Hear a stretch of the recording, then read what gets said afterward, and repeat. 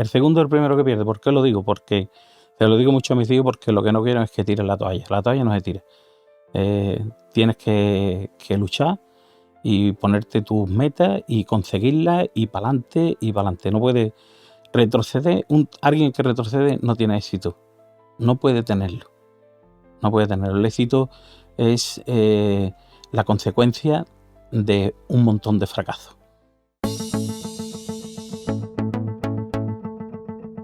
Muy buenas de nuevo a Somos Invisibles.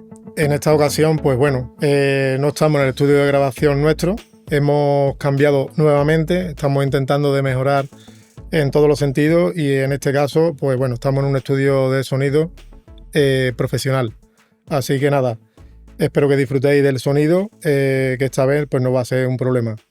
Hoy tenemos aquí al amigo Antonio Ángel, que gracias al fallo que tuvimos en el estudio de grabación nuestro, pues bueno, hemos dado este salto de calidad en tema de sonido y bueno, desde hoy mismo vamos a empezar a grabar aquí en el estudio de grabación.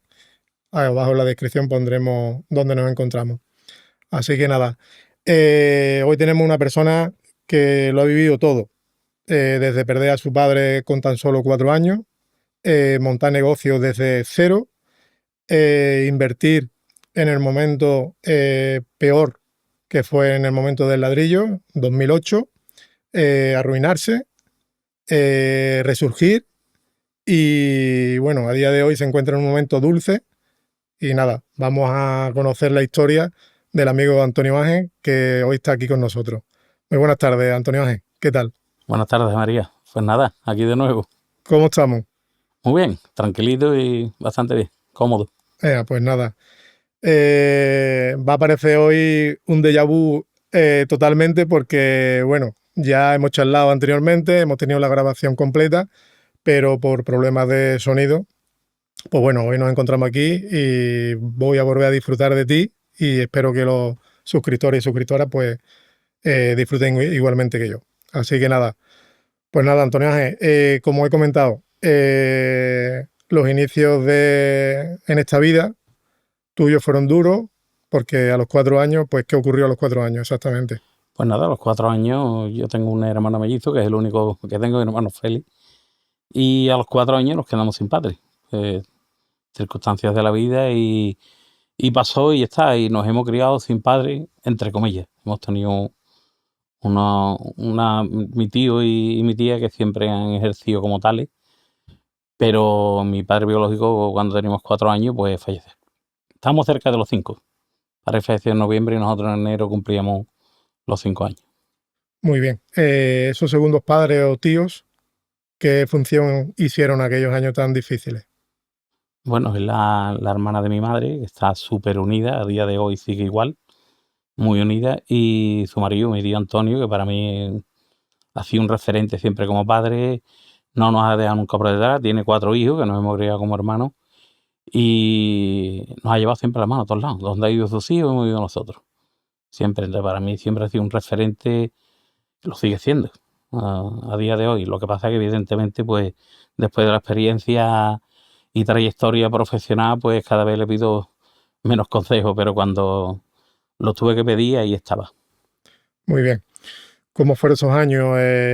10, 15 años más o menos, ¿cómo fueron en los estudios? Si tuvisteis la oportunidad, siempre hubo la carencia, aunque la carencia del padre no estaba, aunque sí me comentaba que tu madre siempre lo ha tenido en vida, aunque ¿qué recuerdo tienes tú de tu padre exactamente, Antonio? Bueno, lo ha tenido y lo tiene, sigue con la misma dinámica. Hace ya 49 años de esto, y casi 49 años, y bueno, sigue estando presente en el día a día de mi madre.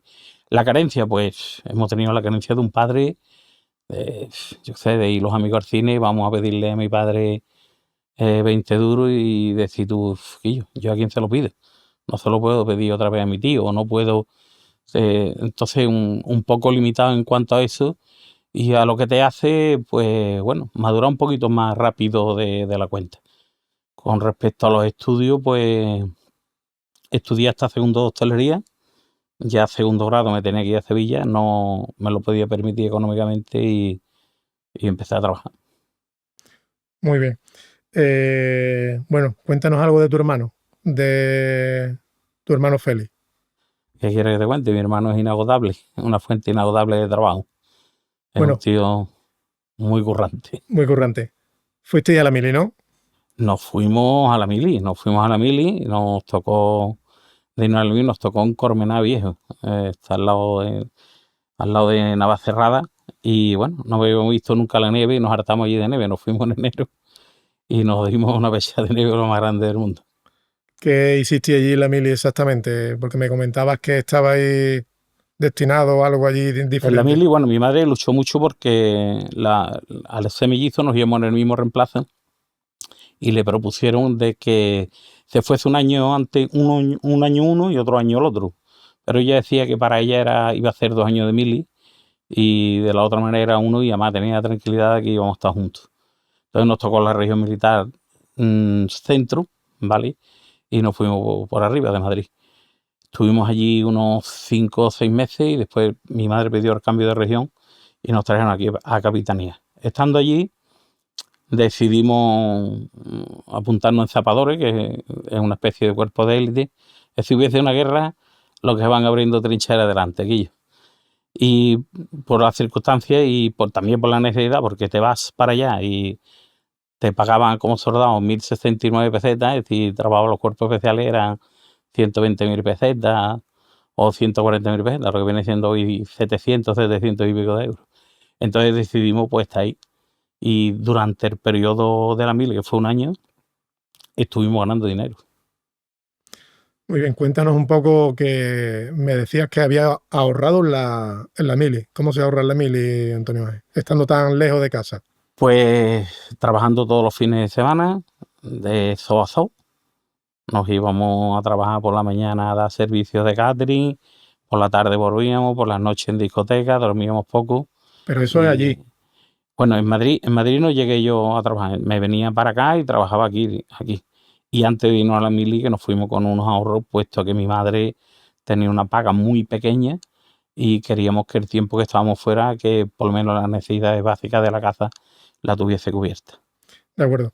Me comentabas también en la otra charla, que va a salir mucho lo de la otra charla, y que me comentabas que prestabais servicio a capitanes o a quién. No, cuando nos trajeron aquí a la región militar sur, nos tenían que destinar a un acuartelamiento y nos quedamos en Capitanía General, que es la Plaza España. Allí estaba don Juan Pérez Crusé, que era el general de la región militar sur, y el jefe de Estado Mayor, que era el general Marín Marina. Y bueno, ellos vivían en la residencia en la Plaza España, donde estaban los soldados, estaban abajo y ellos vivían arriba. Era una residencia y donde se gestionaba toda la región militar sur. Entonces tenían servicio en su casa y cuando nos vieron trabajar en el comedor de oficiales y dando copeos allí, pues no nos dieron destino para otro acuartelamiento, nos dijeron que nos quedáramos allí. Y bueno, mi hermano se quedó de cocinero de la familia y yo de camarero. Yo le ponía, trabajamos solo y exclusivamente en la casa de los generales. Estábamos rebajados de todo, solo eso. Entonces veníamos de hacer pista americana, de correr todos los días 14 kilómetros hasta allí sin hacer nada. Rebajados de todo, salíamos a hacer deporte al Parque María Luisa, a darle vueltas para hacer algo. Ha dado un paseíto. Entonces, bueno, teníamos mucho tiempo libre y trabajábamos en donde podíamos en ese tiempo libre, trabajábamos, bien aquí en Almonte o bien donde fuese que nos saliera un servicio. De acuerdo. Antonio Ángel, una vez que terminamos la mili, bueno, volvéis al monte los dos. ¿Trabajáis por cuenta ajena o por cuenta propia? ¿Qué toma de decisiones hacéis cuando llegáis? Mi hermano empieza a trabajar por cuenta ajena y yo durante el periodo de la mili terminaba, como te dije, empecé en enero, eran 12 meses, vuelvo a terminar en enero del siguiente año y en noviembre abrí mi primer negocio, el Pocito, aquí en Almonte, el bodegón El Pocito. ¿Qué fue lo que te motivó a dar un salto, a emprender realmente? Bueno, yo he tenido siempre no he sido conformista para nada con respecto a, no soy un hombre encasillado en un salario y me mantengo con esto y Y como también he tenido la carencia de no tener ciertas cosas que a cualquier chaval con 16 o 14, 15 años que quiere tener una moto, que quiere tener un caballo aquí donde vivimos, y no podía, pues con un salario no iba a ser yo capaz de... Y bueno, y siempre he tenido la cabeza inquieta con respecto a los negocios. Y bueno, soy autónomo desde que tenía De nacimiento. desde que tenía 19 años. De que tenía conocimiento, ¿no? Bueno, Antonio, ¿cuál fue entonces el Pocito? El Pocito fue mi primer negocio que monté durante el periodo del invierno del Pocito. Surgió ese verano, nos presentamos a una subasta en Matalascañas y cogimos el Tucán, y después también el Chiringuito Los Perros en el Rocío. Te hablo del año 92, Vale. 92, 93. Vale, aquí vamos a hacer un paréntesis, un pequeño paréntesis.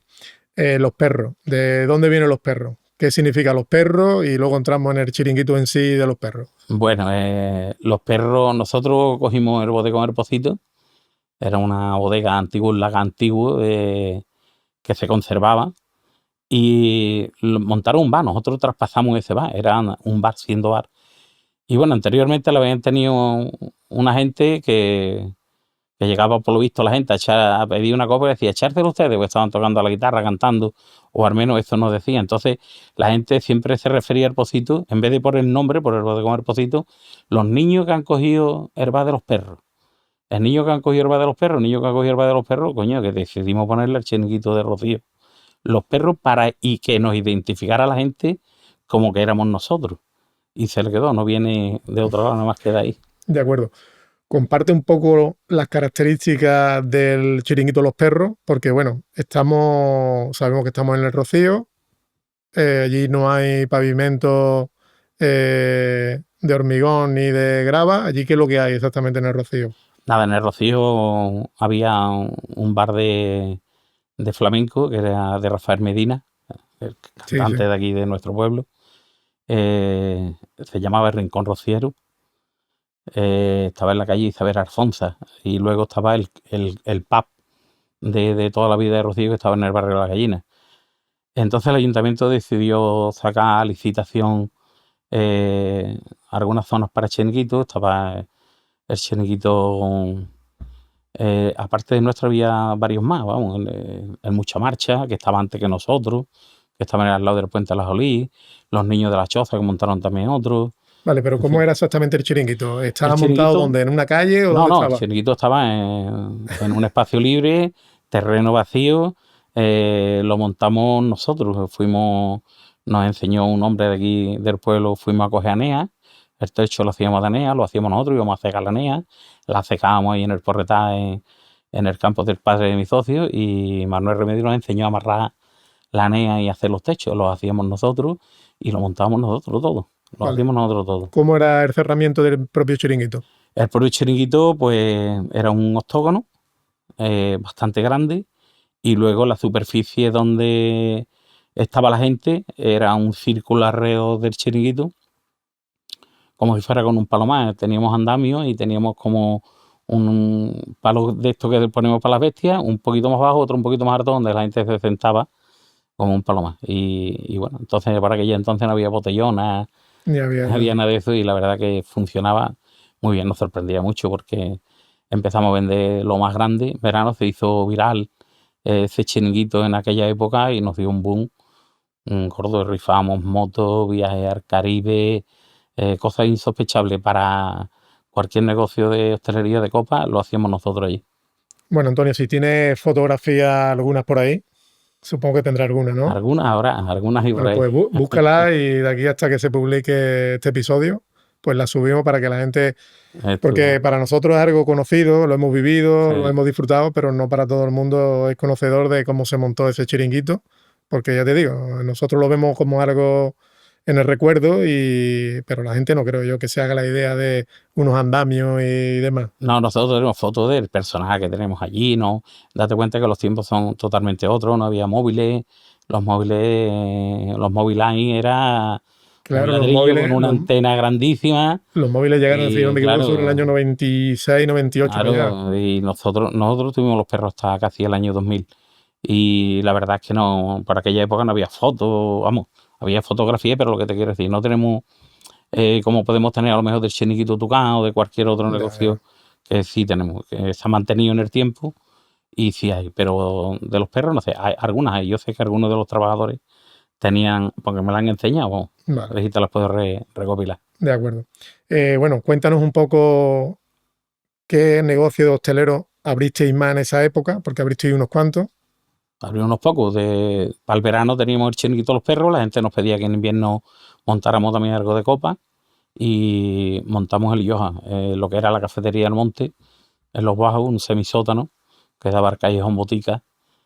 Y bueno, teníamos un aforo que lo rebajábamos todos los viernes y todos los sábados. No sabía yo de dónde va la gente, si aquí no se cabe ni de lado. Menos mal que yo estaba detrás de la barra y tenía un poquito más de Más espacio, despacio. pero de la barra para atrás que no se cabía. Éxito rotundo con el tema de las copas, una vivencia fuera de lo normal para unos chavales con 20, mi socio era Manuel Faraco, con 20 años, imagínate, 20, 21 años, y ese pelotazo, y en verano, después en el Rocío. Montamos después de restauración el Chiringuito Tucán, que actualmente lo regenta mi hermano. En el año 94 fue el año, se cogió en finales del 93 y lo montamos en el año 94. Se abrió, que hoy por hoy es un referente Mata las Cañas, sin lugar a dudas.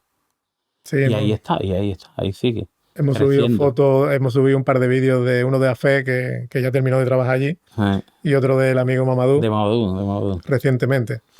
Mamadou de la Eh, familia. totalmente.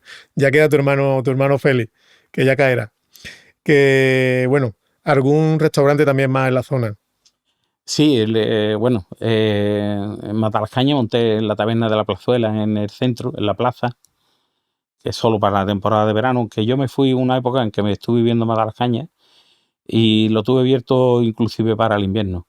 Luego montamos el restaurante Tanajales, que fue en el año 97, octubre del 97 que se abrió, y bueno, igual, éxito rotundo. Aquí entonces no había los bares típicos de toda la vida de Dios, Lomas del Mar, la Taberna del Niño Alegría, Juanes del Coto. Y se abrieron dos restaurantes con un poquito más de nivel, que fue nuestro Tanajali, que actualmente sigue ahí en la plaza, y Altozano, que lo abrió José Antonio Capella también, mi compadre José Antonio. Lo abrimos el mismo día, compramos el mobiliario, todas las cosas donde mismo, y la verdad que también fue un éxito, un local pequeño, restaurado, con mucho salero y con la novedad de hacer algo de fusión, que se empezaba a hacer cositas, y de hecho tuvimos varios años reconocimiento del Patronato de Provincia de Turismo a la conservación estética del local, como mejor restaurante de Huelva.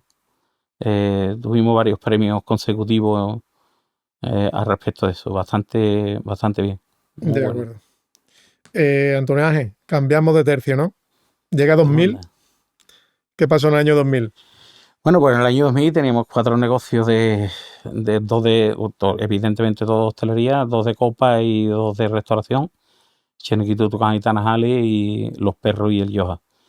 Llegué a un acuerdo con mi socio y bueno, se quedó con los bares de copa y yo me quedé con la restauración.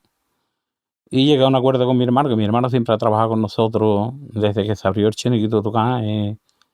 Venían las escrituras del Cheniquito Tucán, está allí desde que se creó. Y bueno, llegué a un acuerdo con mi hermano en cuanto a que él lo gestionara todo y yo quería desaparecer un poco de la hostelería, porque venía de estar muy enredado en hostelería, de no tener tiempo prácticamente para nada entre los restaurantes de día, los bares de copas de noche, vivía para y por los bares. Y decidí, pues bueno, me fui a trabajar a una empresa local de productos ibéricos y mi hermano se quedó a cargo de llevar el negocio. Tuve unos pocos de años ahí. Paralelamente monté una inmobiliaria con un abogado de aquí de la zona, que a los 3 años por ahí le compré su parte y empezó en mis negocios inmobiliarios a partir del año 2000. Lo hice paralelamente porque no quería tener todos los canastos en el mismo, todos los huevos en el Todos los mismo huevos. canasto. Y bueno, siempre he tenido inquietud y he tenido siempre varias alternativas. No me he dedicado solo y exclusivamente a una cosa. Comentas una frase que cuanto mayor sea el fracaso, Cuanto más fracaso tenga, más cerca está del éxito. Porque hay gente que yo soy de pico pala, yo no soy de... A mí me gusta, yo no tiro la toalla. Yo creo que tirar la toalla, hay veces que tengo amigos que tiran la toalla y no saben si está de la meta o del objetivo que quería conseguir a 10 metros, a 10 kilómetros o a 10.000.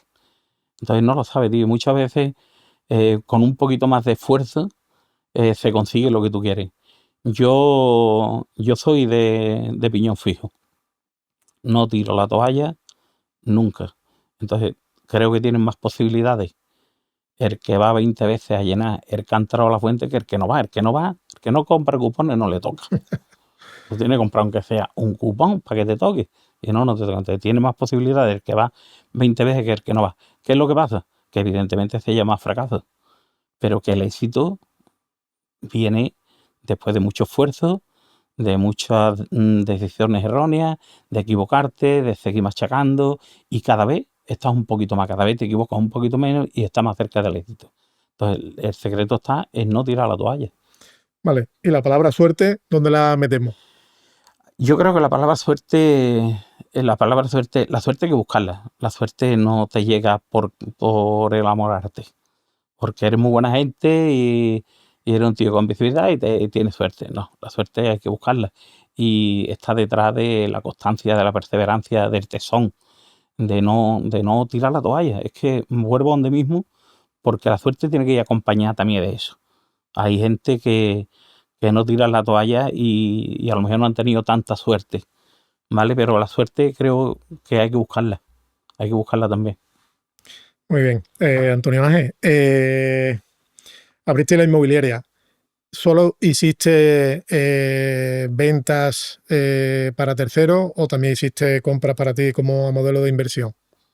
No, yo cuando abro la inmobiliaria solo hacíamos ventas para terceros, llevábamos, llevamos comunidades, llevamos también comunidades locales, la gestión de comunidades locales. Tenía un primo mío trabajando conmigo que la gestionaba, mi primo Antonio, una chica también trabajando en la oficina, recepcionando gente, viendo las carencias de lo que quería la gente, la necesidad de la gente, y yo estaba en la calle buscándolo.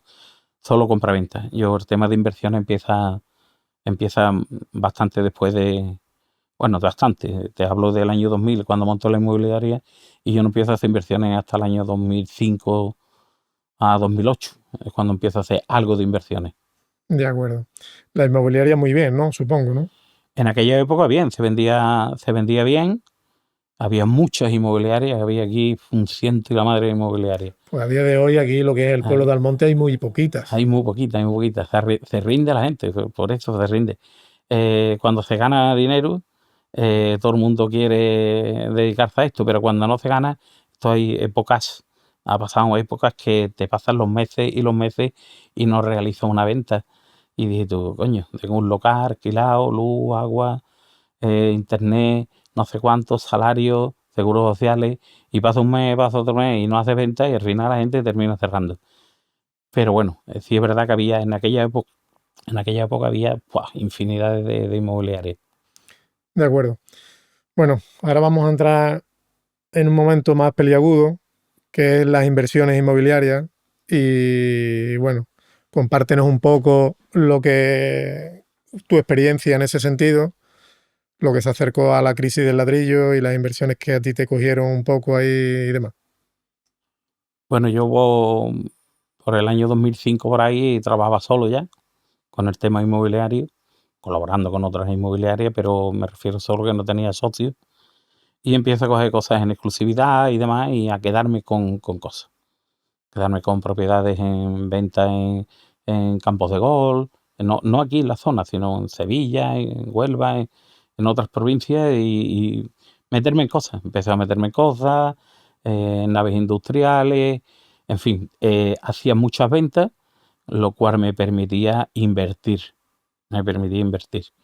Y llegó la crisis inmobiliaria y en el 2008 y me cogió, pues bueno, con un montón de inmuebles comprados o señalados en construcción Algunos se terminaron, otros no. Aquí concretamente en Almonte iba a empezar un polígono en el que tenía 2 naves pagadas. El 20% que había que dar, el 80% era hipoteca, ese 20% lo tenía pagado y no se llegaron ni a empezar a hacer con el tema de la crisis inmobiliaria. Eso, la empresa da suspensión de pago y te quedas sin el dinero, simple y llanamente, ¿vale? Y como esa, pues bueno, te quedas con inversiones de propiedades en las que lo tienen en régimen de alquiler y las hipotecas eran inferiores al alquiler. Con el boom del ladrillo, pues la inmobiliaria se viene abajo y las hipotecas, los intereses empiezan a subir de loco.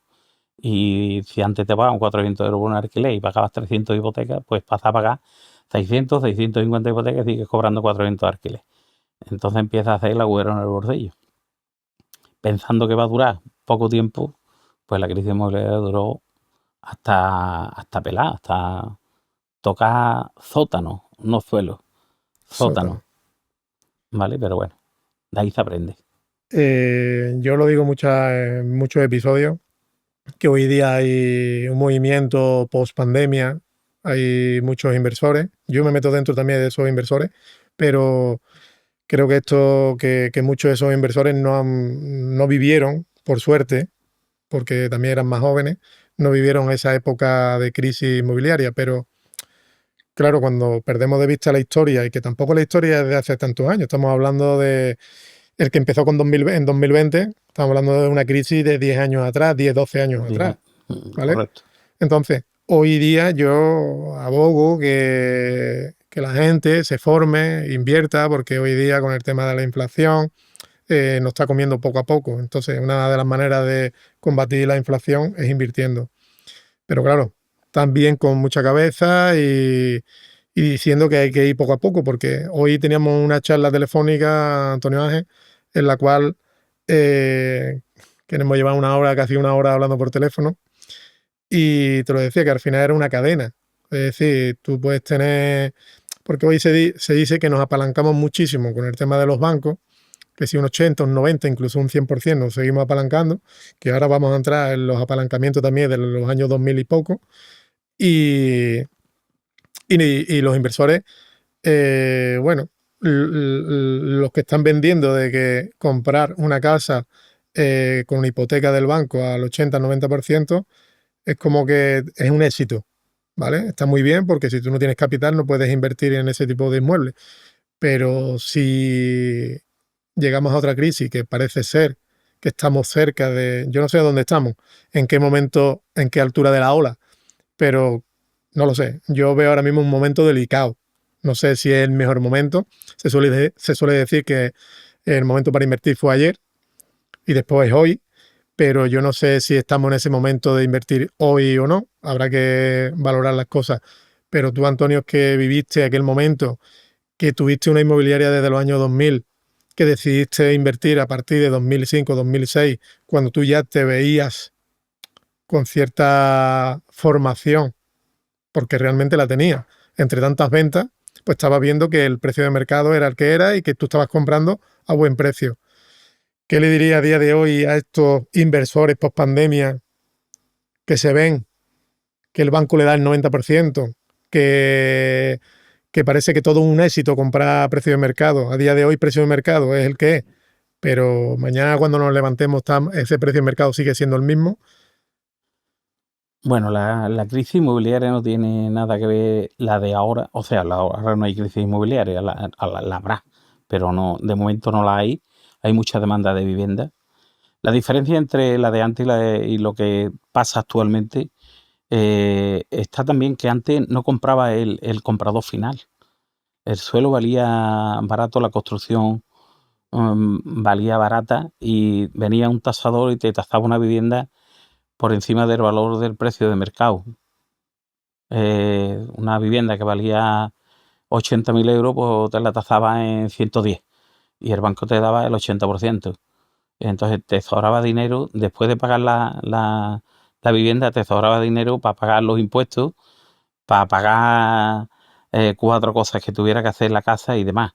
Y además no la compraba nunca una promoción de vivienda o casi nunca el comprador final, siempre había muchos inversores que le compraban a los constructores se aseguraban la venta y esos inversores son los que le vendían o a otro, a un segundo inversor o a uno final. Pero siempre pasaba por una o dos manos.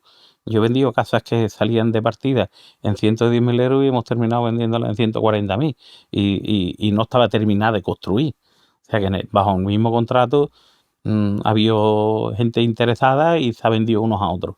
Eso ha pasado y cuando el contrato inicial empezaba con una persona y la notaría terminaba otra. Hoy por hoy los bancos dan el 80% del valor más bajo de tasación o de compra. A ti yo qué sé, imagínate que por herencia tienes una vivienda que te la valora en 80.000 euros y viene un tasador y te la tasa en 140.000, ¿vale? Te da hipoteca de los 80 que te la ha adjudicado, no del valor más bajo. Entonces varía mucho con lo de antes. Entonces, hoy por hoy, para comprar una vivienda, un activo, un inversor, tiene que tener parte del dinero, como mínimo un 30%. Ese 20% y ese 10% que necesita para impuestos y gastos. Antonio Ángel, volvemos al déjà vu. La anterior charla te dije una cosa y a día de hoy sigo pensando lo mismo. Estoy de acuerdo con lo que estás comentando del 80%, pero en aquellos entonces se daba, lo recordaba el otro día en la conversación que tuvimos con Mari Carmen Castrillo, aquí en el podcast, y en aquellos años daban dinero, daba hipoteca para el viaje de novio, para comprarte el coche, los muebles, lo daban todo. Y llegó esa crisis que al final los bancos no quieren los inmuebles, querían el dinero. Pero es que hoy día conozco personas cercanas a mí que no tiene ese 30% que tú estás comentando y gracias a un broker hipotecario le consigue ese 30%. Entonces, ¿cómo se lo consigue? Pues con cláusulas un poco más altas, interés variable sí o sí, y está firmando 30 años.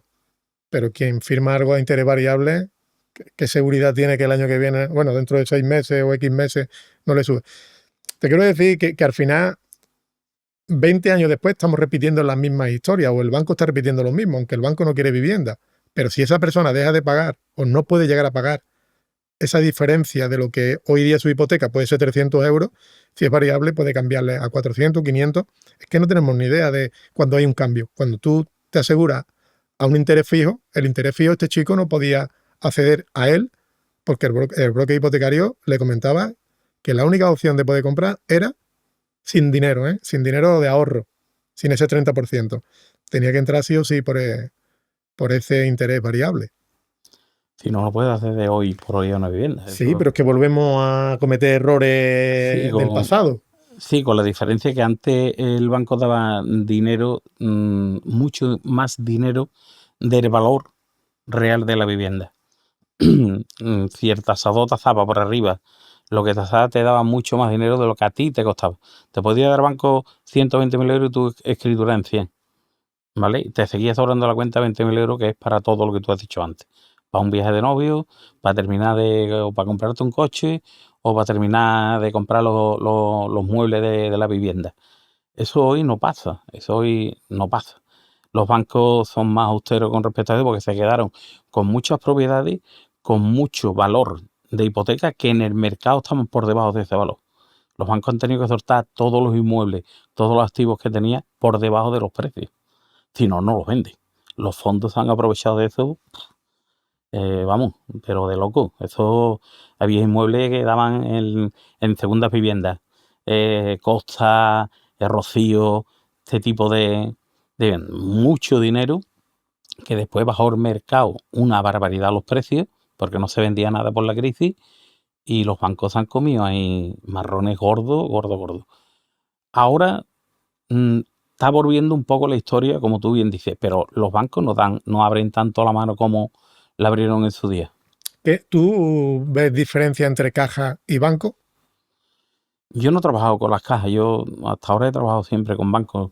Yo creo que las cajas son, si te digo, inclusive más cercanas que un banco, pero no sé por qué no he trabajado con cajas, no, Pero hasta ahora. ¿son más permisibles a la hora de dar una hipoteca, una caja que un banco? Mm, No lo sé, porque no trabajo nunca con cajas, he trabajado siempre con bancos. No sé por qué, porque conozco mucho a la gente de las cajas y la verdad, personalmente, y no me han ofrecido muchas veces trabajar con ellos. Pero sinceramente no he trabajado nunca he trabajado siempre con los bancos. con los bancos. Bueno, Antonio Ángel, volvemos un poquito atrás y simplemente llegaste a tocar sótano, como has comentado. Ahí, Eh, ¿Qué cambio tienes en tu cabeza? Porque bueno, volviendo a la charla anterior, te comentaba que te estaba buscando la definición de tu persona como el ave fénix o la resiliencia, ¿vale?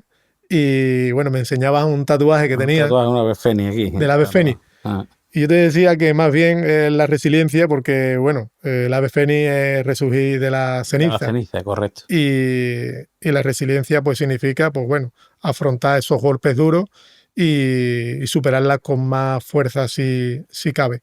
Y yo creo que tú eres, la definición tuya no es más que eso. Entonces, ¿cómo lo hiciste para afrontar esas deudas? Y bueno, Bueno, pues esa época fue una época, me veo con 3 niños, con mi mujer, con tener que dejar mi casa de matar las cañas. Bueno, pasaba por un calvario, ¿no? Todo, porque cuando estás vendiendo, produce muchas ventas a lo largo del mes, estás invirtiendo porque piensas que eso no se va a parar, que vas para adelante y de golpe a porrazo se corta, Guillo, te quedan muchas cosas y dices, bueno, había un momento, ahora si me coge hubiera vendido a tiempo y seguro que no me pasa lo que me pasó. 2 veces tropezarme en la piedra es complicado. Entonces lo hubiera hecho de otra manera, pero claro, te coge y dices tú, bueno, esto lo soporto yo, tampoco es tan malo. Y tengo esto y lo puedo sufraguarlo. Me está entrando por aquí tanto, tengo que pagar ahora mismo tanto y voy bien. Al final pasan los años y lo que iba a durar 2 dura 4 y lo que 4 8 y al final te ves que, como te he dicho, toca sótano, no suelo, sótano. No tirar las toallas. El secreto no está en tirar la toalla, reinventarte, vuelvo a la hostelería, monto en el Chaparral la tabernita con un poquito restito de dinero que me quedaba, doy un traspaso y bueno, y ahí he echado de horas, más horas que un burro arrendado. Todas las horas del día posible, sin miramiento y aprovechando para poder hacer un trato entre Pinto y Mar de Moro. En la barra de los bares también se hacen tratos. Y máxime donde yo estaba, que venía mucha gente, muchos empresarios, y la verdad que alguno que otro se ha hecho. Y poco a poco, pues, saliendo un poco de los talleres, tengo amistad con Pepe el Marismeño. Yo en el 2012 llegué, que no te lo he dicho, a un acuerdo con mi hermano que se quedó él con el Tucán. Yo me quedé con el parque infantil, que al final en 2015 lo tuve que cerrar. Y en fin, yo me reinventé un poco, vuelvo a la hostelería, porque la inmobiliaria de 2011 a 2014 la tuve prácticamente cerrada. Yo la tabernita la monté en el 2012, ¿vale? Y con el traslado de la Virgen. Y bueno, me empieza a ir bien las cosas, empiezo a funcionar otra vez y en el 2014 me doy de harta otra vez como en la inmobiliaria porque empiezo a trabajar con administradores concursales con activos que me daban de aquí de la zona para poder vender. Y empieza ahí otra vez a funcionar. Empieza a funcionar, pero ya con un poquito de más cabeza pensando en qué puede pasar. No tengo en mi mente de que vaya a haber una crisis de inmediato, pero sí soy consciente de si pasa, qué es lo que tengo que hacer. Entonces, como tú bien has dicho antes, no sé hasta dónde voy a llegar, pero sé lo que no quiero. sé lo que no quiero, Sé lo correcto. que no quiero, ¿no? Yo sé lo que no quiero. Entonces, me pasa igual que a ti en ese aspecto. Entonces, sí sé lo que tengo que hacer cuando sucede algo de esto. Eh, Actualmente, pues bueno, tengo unos negocios inmobiliarios, inversiones y sigo trabajando en la hostelería. De acuerdo, has nombrado a Pepe el Marismeño. Sí, pues Pepe vino en busca mía cuando somos amigos desde hace mucho tiempo. Tenemos una relación bastante familiar y somos socios en varios negocios. Y bueno, y Pepe resurge también de la hostelería, casualmente. Es un chico que empieza a cantar de joven y se empieza a formar en hostelería y trabajando en hostelería y cantando a la peña flamenca. Y él tenía la cosita de montar restaurantes, un buen gourmet, y le gusta bien comer y bueno, y quería montar restaurante. Me conocía y me planteó de montar algún negocio juntos. Y me fui a Punta Umbría en el 2016. Bueno, en el 2014 se abrió Platero, que era de él y de otro socio, y de Alberto. Y yo le eché una mano a la hora de abrir, pero en realidad ese negocio es solo de él. Pero ahí empieza mi andada con Pepe como socio en el mundo de la hostelería. Y bueno, y cuando nos dimos cuenta en 2018 teníamos 8 restaurantes montados, 120 personas trabajando, un despropósito, una locura de una inversión muy gorda bueno, no tenía horas en el día, me faltaban horas. Totalmente en los negocios inmobiliarios no me daba tiempo a gestionar las dos cosas, era imposible, la más hostelería. De acuerdo. Sí, es verdad, Antonio Ángel, que al final, cuando has tenido un mal momento, has vuelto a la hostelería y la hostelería es la que te ha llevado un momento dulce en tu vida. Bueno, la hostelería es con lo que yo me mantengo. Para mí, la hostelería creo que lo hago bien. Yo no he escatimado nunca en comprar calidad, en tener artículos de calidad, en dar un buen servicio. Creo que la hostelería, creo no, es un sector servicio y tiene que prestarlo. Entonces no me he negado nunca a nada de ello y actualmente pues el restaurante El Faro en Huelva es hoy por hoy de los mejores restaurantes de Huelva. Es una opción a la hora de salir la gente de Huelva a comer y eso está hecho pues, forjado con todo lo que yo te estoy diciendo. Es mi refugio en cuanto a mi garantía de tener mis necesidades cubiertas. Pero el tema de las inversiones lo tengo yo siempre en la cabeza y pelado como un chino cuando más ganas me han entrado de comprar cosas. Siempre, no sé por qué, pero siempre me ha pasado. Vale. Con Pepe, llegado el año 2020. Bueno, con Pepe pues, llegó la pandemia, teníamos, como te he dicho, 120 tíos currando y digo, coño, nos metemos en el ERTE pensando que, a todo el mundo en el ERTE pensando bueno, que íbamos hasta, no sé, 15 días, ¿no? 20, no más guardados. Para 4 meses y pico guardados. Vamos a pagar la seguridad social de los trabajadores, primer mes 35%, segundo y tercer mes al 45% y el cuarto mes al 55%. 120 tíos, pues, imagínate, ¿no? Terminó la pandemia, empezamos a trabajar con horarios limitados hasta las 6 de la tarde, con mascarillas, con todo lo que trajo la pandemia. Y bueno, y sin comer los niveles lo debíamos seguridad social casi 100.000 euros. Préstamos ICO sí había en aquellos No entonces, ¿no? accedimos a créditos ICO porque nosotros sacamos póliza para montar los negocios, inversión propia. Pepe, en este caso, fue el que la hizo, ¿vale? Yo no la podía hacer. Yo aportaba mi trabajo, mis conocimientos, mi estar, y Pepe fue el que hizo la inversión. Y a pesar de ser socio al 50%, ¿vale?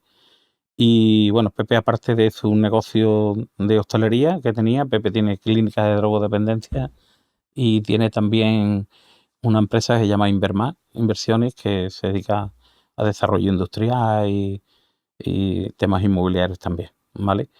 Entonces, pues nada, empezamos ahí y la crisis, bueno, ya te digo, pasó y decidimos levantar un poco el pie del acelerador con respecto a la hostelería y traspasamos, después de la pandemia, traspasamos prácticamente casi todos los negocios. Nos quedamos con Platero, que está al lado de Juan Ramos Jiménez, que es la cafetería que te he dicho que es de Pepe, y con el restaurante El Faro, que era de los dos.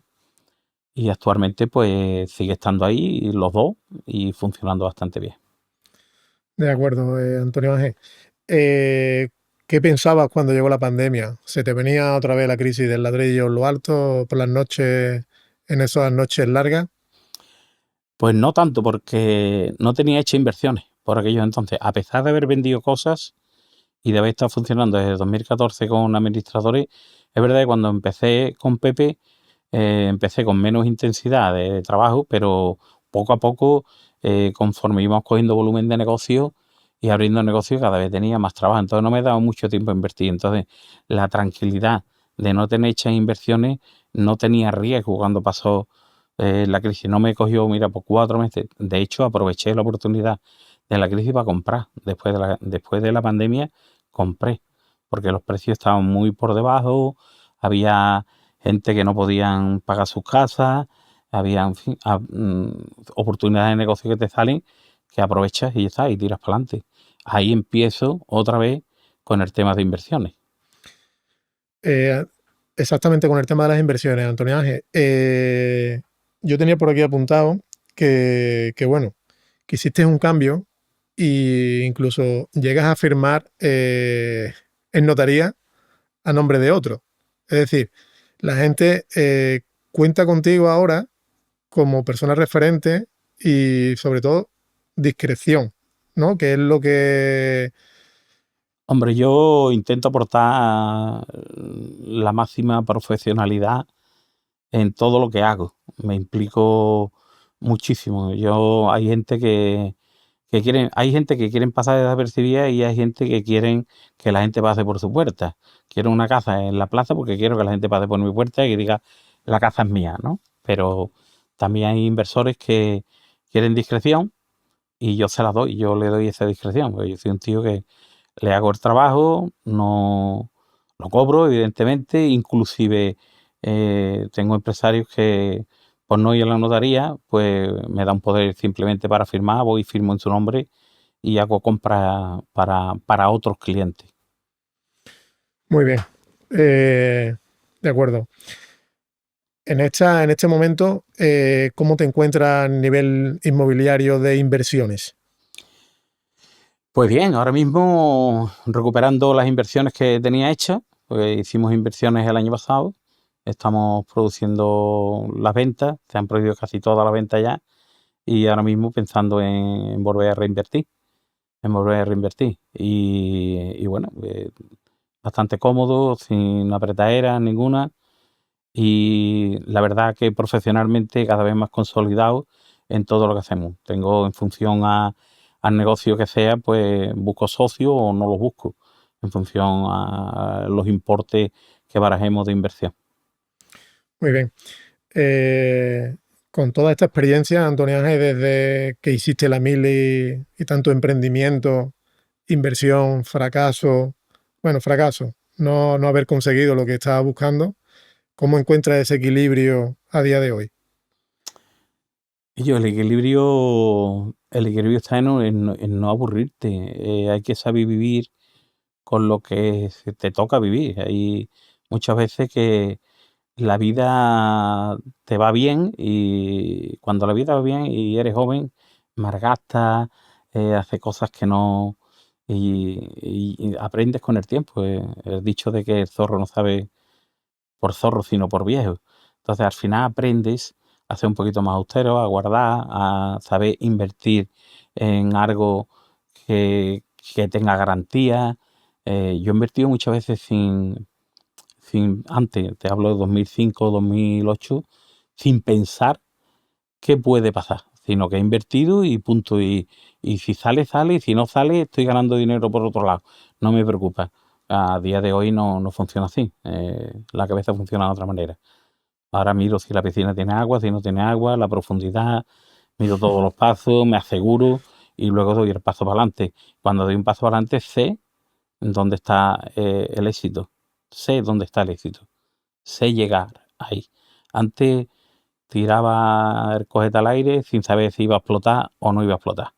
Y ahora no, ahora voy con más garantía. Con más garantía.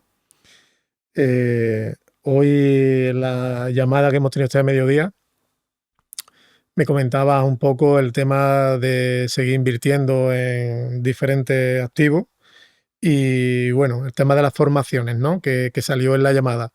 Me preguntabas por un tipo de formación y bueno, posteriormente a esta entrevista vamos a tener otra entrevista con dos chicos que bueno, ellos hablan muy abiertamente de las formaciones, que muchas veces son vendehumos, ¿vale? Y, y bueno, ellos que hablan muy alegremente, como te comento, y tú me preguntabas en ese sentido. Yo te decía el tema de la comunidad, que es muy importante. Hay formaciones continuas que no son tan caras, porque este tipo de formaciones que tú me hablabas a mí hoy pasaba de 3.000 euros la formación, 5.000 me pedía. 5.000. y son totalmente online. Y la verdad que, bueno, te pueden dar algo de comunidad, pero sí hay otras opciones mucho más económicas y la comunidad tiene muchísimo valor. Yo te decía incluso de que hay formaciones presenciales en las cuales yo voy a asistir ahora en octubre y en noviembre y es lo que yo te animaba a que hicieras, más que a pagar formaciones que hoy día es que parece que eso es como la... A ver, en todas las formaciones se aprende, pero siempre ha habido estafas y yo no voy a decir que todos los cursos de formación sean estafas, pero hay que saber muy bien dónde pone ese dinero. Porque, bueno, igual para ti soltar 3.000 euros no es tan doloroso, pero luego hay otras personas que sí tienen que sacar ese préstamo personal para poder afrontar ese curso de 3.000, 4.000 o 5.000, que realmente luego aprenden muy poco, ¿no? 3.000 soltar 3.000 euros es doloroso para el que lo tiene y para el que no lo tiene más.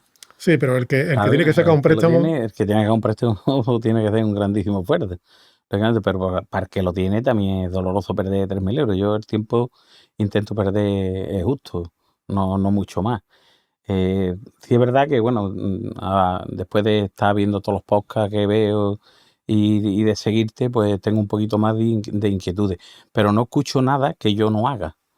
O sea, todo lo que veo en internet y todo lo que intento de que haya una formación, por ser más profesional de lo que ya somos, al final es lo que nosotros hacemos. O sea, no es más. Unos de una manera, otros de otra, pero al final la conclusión es la misma.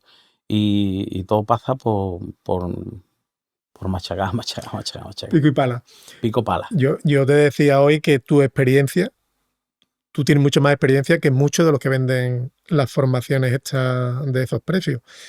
Sí, es verdad que hoy día hay tanta información, tanto online, que parece que como que nos estamos equivocando a la hora de hacer las cosas y pienso totalmente lo contrario. Es decir, te lo he comentado hace nada, creo que la comunidad, el conocer las quedadas presenciales son muy buenas porque conoces a muchas personas que invierten de forma diferente y ahí sí tengo yo ahora mismo más puesto el foco, más que en pagar formaciones caras, en quedadas presenciales y conocer a otro tipo de personas que invierten de forma muy diferente a la de uno. Y simplemente te animaba en esa llamada, te animaba a que fueras a este tipo de presenciales, vamos. Iré. A primero de año pretendo de hacer de ir a alguna comunidad contigo. De momento tengo de aquí a Navidad Estás a tope. estoy a tope entre lo que se presenta para las Navidades de comida y demás en el restaurante, el tema de inversiones, ventas que tengo en trato para cerrarse, etcétera, etcétera, un poco bastante liado, pero bueno, prometo de ir a alguna porque además tengo interés, quiero saber, el saber no ocupa lugar y todos los días se aprende algo nuevo. Por mucha experiencia que tenga, por mucho recorrido y por muchos años, siempre se aprende algo. Yo soy un tío que a mí me gusta aprender, inclusive eh, si me tengo que poner a hacer lo que tenga que hacer, lo hago. No tengo ningún problema. ¿Dónde te ves dentro de X años? ¿X 8 años, 9 años? ¿Dónde te, Bueno, dónde te gustaría estar?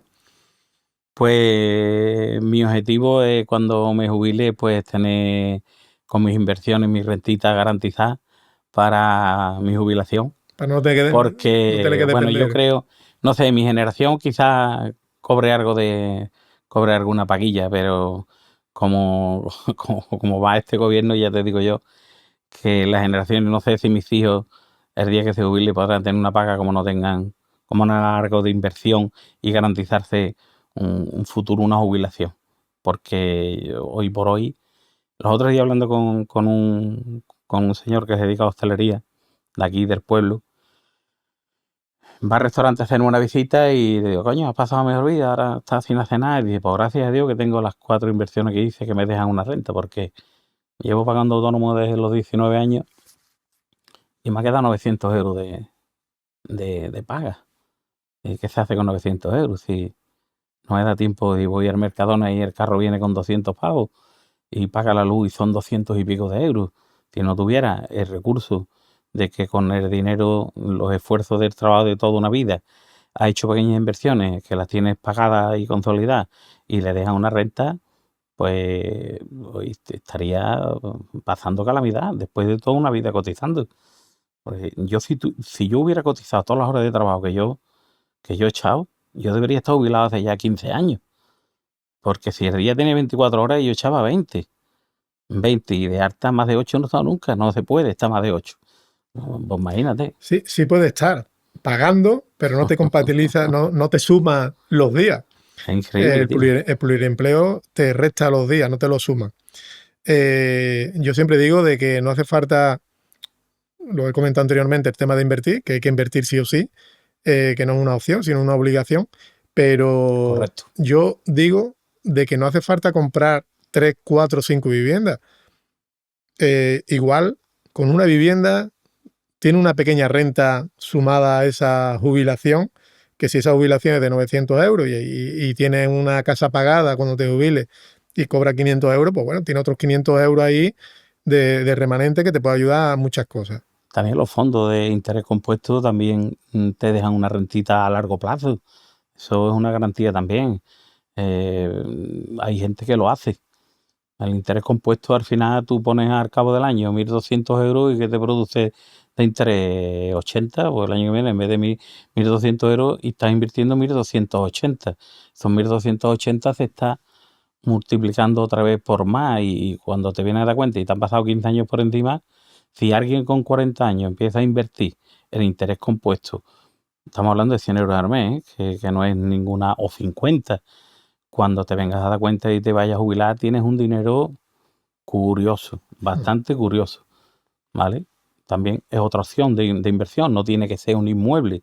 Pues el inmueble lo que tú estás hablando, tiene que ser algo de hipoteca, que se vaya pagando solo con el alquiler, no sé cuánto, y si viene otra crisis, o viene una pandemia, o viene lo que nos ha pasado en estos últimos 10, 15 años, pues te pasa lo que me pasa a mí, que pasas del suelo para abajo 3 metros. Y lo que sí está claro, que va a volver la crisis, y eso por mucho que queramos, eso sí o sí va a volver. Seguro, va a volver seguro. Eso es una cosa que es así.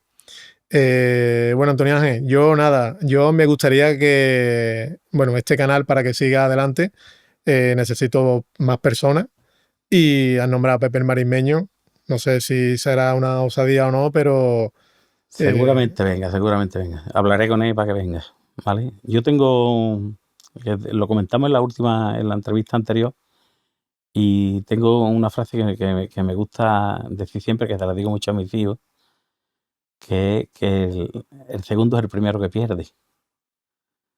Esto es sinónimo de querer ser el primero. Ser el primero largo no es mejor,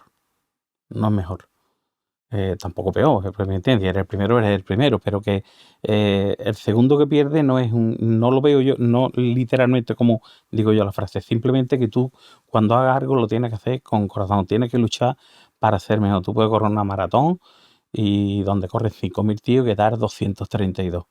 Pero si tú te has preparado, has corrido anteriormente, te has formado para hacer eso y has entrado a 200, eso es éxito.